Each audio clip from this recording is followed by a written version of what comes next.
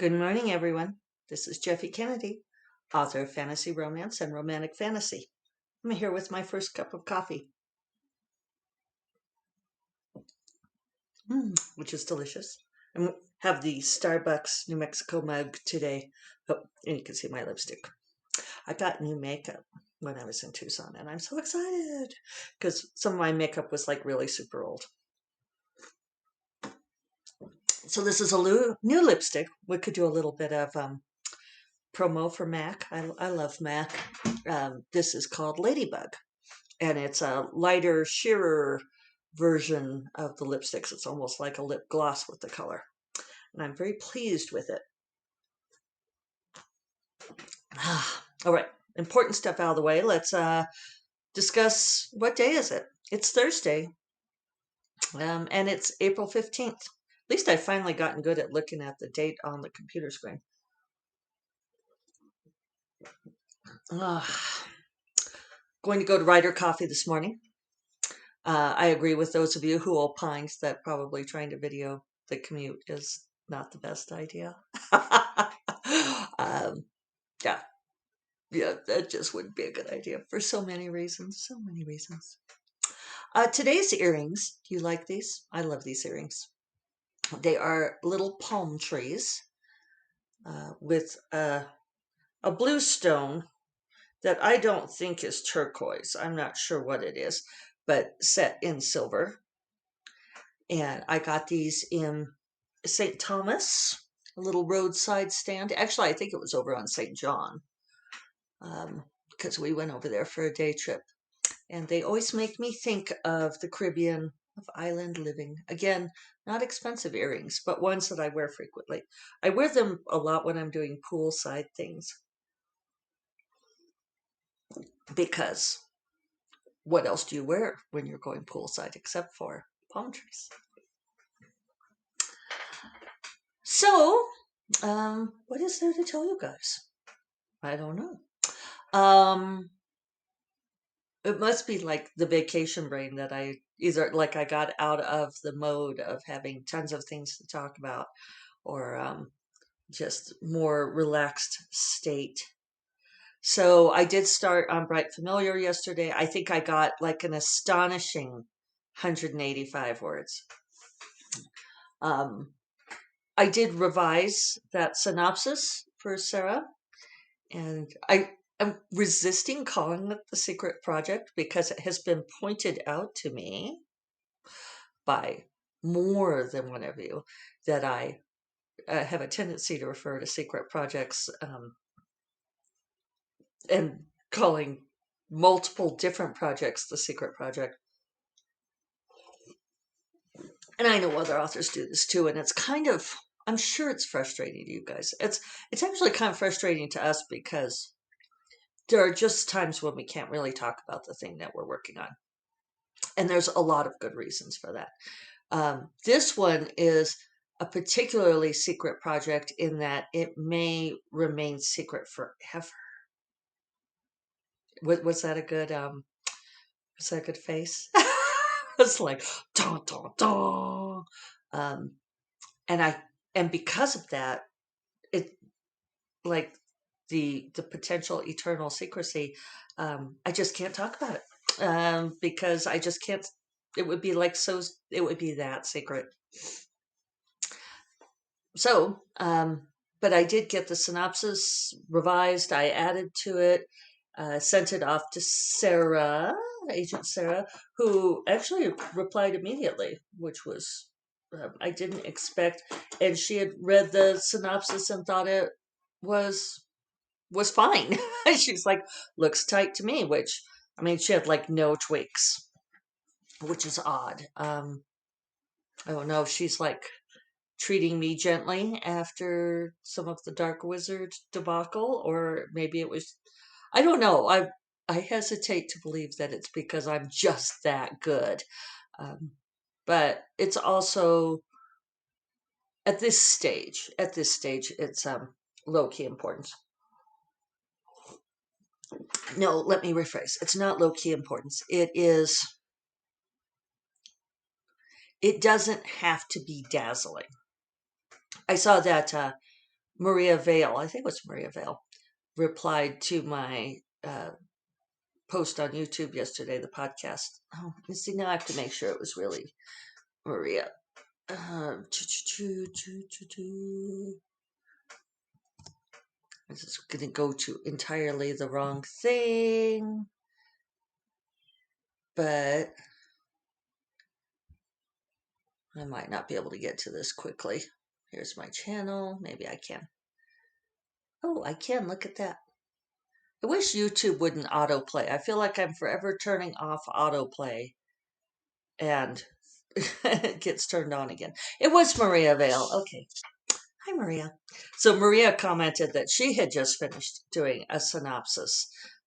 Let's look at her comment for a publisher's marketing meeting. And that's what I was saying yesterday, that very often the synopsis is something that is, it's for more than just like pitching the book. And she said, she said they require a short synopsis that is back cover copy in length, and then a longer one that goes into every detail and spoiler. And she's so glad it's done. It just doesn't get easier. But congratulations on finishing that, Maria. I don't know if I could do the every detail and spoiler. That would probably drive me up the fucking wall. so, so that's the thing with the synopsis is you might as well learn to do them because you're never going to not have to do them.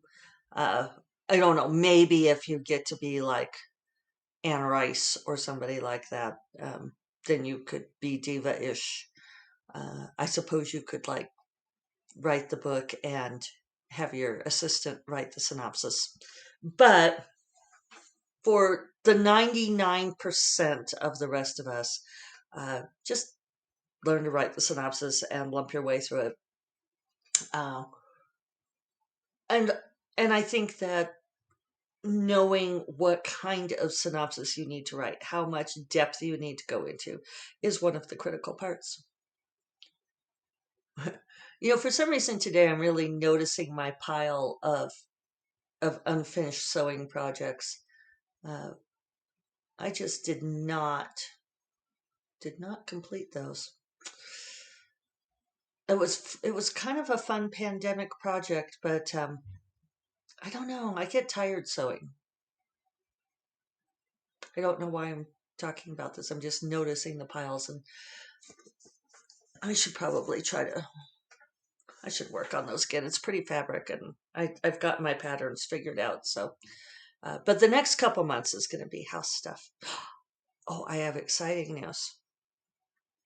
It's really totally not exciting. In fact, I'm going to diverge from there because I was in an exec meeting yesterday with Mary Robinette and the Cephas staff, and we had gone through, like the key points, things we needed to cover. And Mary Robinette got very serious and she said, well, I need to talk to you guys about something that is non-Cepho related, but she's a good actress anyway, non-Cepho related, but of critical importance. And you are all people that I trust. And we're like, oh, okay. And she said, okay, let me show you. And she gave us the links for 2 possible dresses for the Hugo Awards ceremony because her book, the Relentless Moon, has been nominated for Best Novel. Congratulations, Mary Robinette, and also the series, the Lady Astronaut series. So it was like, oh, well, let's discuss the important things here. Dresses. And I probably went too tangential off of that because now I forget what I was going to tell you guys. That was my exciting news, which is along those same lines of seriousness. But I have I'm super excited because there is somebody coming to clean my house tomorrow. And you guys know that I've been talking about this for a while now. I am biting the bullet and hiring someone to clean my house. She is the same person who cleans the house for my lovely friend Megan Mulry. So she recommended her, highly recommended. eighth grade science projects notwithstanding. If you follow Megan on Instagram, you will know what I'm talking about. I'm pretty amused by that. um, I should link. I'll see if I remember. I'll try to link to Megan's Instagram so you guys can look at it, because her son is in eighth grade and did the swabs around the house to uh, incubate on the petri dishes. It's pretty funny. So anyway, Rosa is coming tomorrow afternoon, and I think I'm going to, if it works out, have her clean twice a month.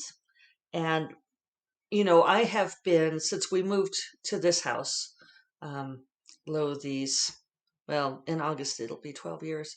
I've been cleaning it myself because it's so much smaller than the house that we had before. And I did have someone clean our house in Laramie. Of course, I also had a full-time job on top of writing then too, and I felt like I could afford it better. But also, it was so nice having someone else clean the house. But when we moved here, I thought, oh, it's small enough I could do it myself. And that's mostly true, except that I don't clean it very well. I am I am a diffident housekeeper at best. And this is not going to change. And I think I've mentioned this before. I've actually had other women try to shame me for not being a better housekeeper. It's like, you're not going to find a chink in my armor there, because I just so fucking don't care. Have no pride whatsoever invested in being a good housekeeper. And what I've noticed is, now that we have been here this many years, is that there's just simply a toll that accumulates, or maybe that's dust. But because I don't move the furniture and get down and do the baseboards and all of that kind of thing, and so I need someone to clean the house who does a better job than I do. And you guys, it's just I'm so excited. I can't tell you how excited I am. And really, it's not expensive. It's not that expensive. And um, so yeah, that's my exciting news. And I did. I had a definitive choice from Mary Robinette on which dress she should choose. Although there were compelling reasons for her to do both, because she's going to have multiple activities. uh, because Nebula is coming up, and we still, even though it's via Zoom, we still dress up, and it's one of those funny things that this is part of our conversation now, because we were talking about that one of the gowns had a better neckline for Zoom. And when I was shopping with my mom, there's this one blouse I bought that is probably a blouse I would never buy normally. It's fine. It's just not particularly thrilling, but I bought it because it would look good on Zoom. And it's like, wow, that this is where we are at now, but it has a good neckline. And you will no doubt see it this weekend, because I'm doing a bunch of things, and I should probably mention that. So I'm going to be at the Flights of Foundry conference starting tomorrow. Um, and I have uh, appearances on Friday, Saturday, and Sunday for Flights of Foundry. I will give you the link for that. The conference registration is free. They ask for a donation if you can, but one of the gals that I'm coaching asked me um, if I recommended that she do it, and it was like, well, it's free, so it's not like come to a couple things. It's not like you're losing money if you don't do a certain number of events. So tomorrow night, I am on a panel about fairy tales. I think that's tomorrow night. And then on Saturday, I'm giving a workshop on breaking bad writing habits, which is really more about establishing good writing habits, but that's like the title that's on my website, and people really like that title, so I just left it. And on Sunday, I'm on a romance and SFF panel. Uh, and I'm on these panels with great people. The Sunday one, Grace Draven will be a part of, so that'll be fun. And then, oddly enough, it's sort of one of these interesting coincidences. On Saturday, I am also giving the exact same workshop on breaking bad writing habits, for the aged, no, seasoned to perfection, something like that. Writers, I will give you the link because you can take that workshop for something like $10, and that'll be Saturday also. I'll try to put the whole schedule in the show notes, and that'll make it easier for everyone. And if you register for the Flights of Foundry conference, which is free, and that's a speculative fiction conference, then you could see the schedule on there. And there's lots of great stuff at that conference. Um, yeah, so you, if you don't want to do Flights of Foundry, but you still want to do that workshop, that because actually I think the workshop for Flights of Foundry is full. I'm not sure why they limited attendance to it. I'm hoping that's not because they have I don't know, expectations that I'm unaware of. I should probably find out about that, shouldn't I? I'm awful, aren't I? It's funny because I asked Corrine to just check into this yesterday. Like, am I still doing this workshop for the? It's like season. It's supposed to be like romance for older people, right? Season something. I was like, am I doing this? Because I haven't heard from them in a long time. And she said, and she checked, and she had to email them and ask, and I am.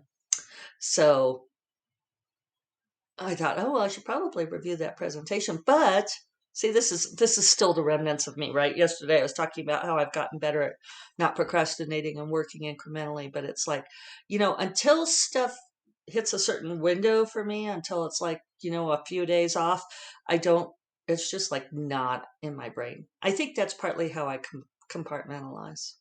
Um, I pretty much focus on the moment, on what's in front of me. So fortunately for me, it is the same presentation twice in the same day, so I only have to go over it once. It's already done, so I just need to review it at some point between now and then. And I should find out about the workshop aspect of that. I know they sent me a list of the participants, so I don't know. I don't know. Something to discover. Uh, Clearly, I think they're expecting more than me just giving the presentation. But maybe we could just have discussion and that'll work. But it's only 50 minutes, right? So how much can you do? I don't know. So that's been kind of a rambling presentation today, podcast. But yeah, I think I started out with and then diverged from that. I did start work on Bright Familiar, but I'm just working my way back into the story. So that is a caveat when I talk about writing 3,000 words a day. I have a little bit of buffer room on this book to ease my way into it, but at this point, I'm also just today and tomorrow. I might just try really writing, and just sort of knowing that I might end up throwing it away just to get my head back into that story and figure out what I'm doing. I'm almost done reading Kushiel's Mercy. And once I'm at like 80%. Once I'm done reading that, then I think I'm going to reread Dark Wizard, and that will help me get my head in the story. I do have my notes, but so far I'm not. Just takes a while sometimes to connect to those characters again. So, on that note, I am going to try to get a little bit of work done before I go to Writer Coffee. I'll remind you all that First Cup of Coffee is part of the Frolic Media Podcast Network, and you will find more podcasts you love at frolic.media/podcasts. And I will talk to you all tomorrow. Take care. Bye bye.